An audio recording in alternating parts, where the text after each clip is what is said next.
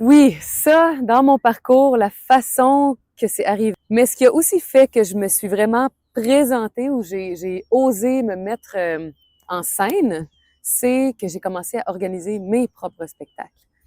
J'ai demandé une subvention à Patrimoine Canada et au Est-ce que tu Conseil t'es des fait arts. aider pour écrire la première subvention?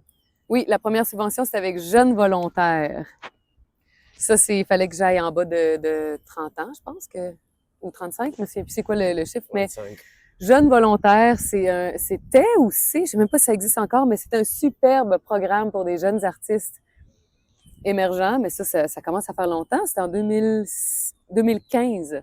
Donc, Jeunes volontaires, ça m'a permis d'organiser mon premier spectacle multidisciplinaire où moi, j'étais l'hôtesse, mais j'invitais plusieurs artistes de tous les domaines artistiques. Donc, il y avait du cirque, de la danse, de la musique, de la poésie, de l'humour.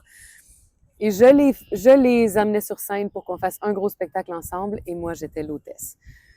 Mais c'était un peu pour le fun, pas parce que je sentais que je voulais devenir MC dans la vie. Même que c'est pas ça que je fais maintenant, là. Ça a juste été un de ces tremplins-là. Maintenant, tu fais ça? Non, Ok. c'est ça, mais je peux le faire. Si je veux, j'ai maintenant cette corde-là à mon arc. Parce qu'après, on en a fait deux autres avec mes alliés de Cirque H, avec David et Lisandre, qui sont deux artistes de cirque, de danse. Et Le Lisandre qui cirque est H.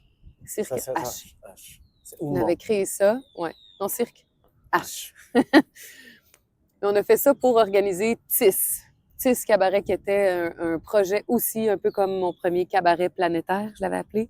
Et le TIS Cabaret, c'était pour tisser ensemble toutes les formes d'art, les différentes formes d'expression, tout le monde sur une même scène. Ça a été un superbe succès au Rialto, après ça, à la Tohu. Mais maintenant, Maman, doucement, doucement, doucement. Wow. Ici, on pose-moi parle les on questions. parle des gens temporels ici. Là, tu commences à gagner ta vie comme artiste. Donc, je l'imagine, on peut comme ça, c'est fort. Tranquille, moi, je suis hyper vacciné.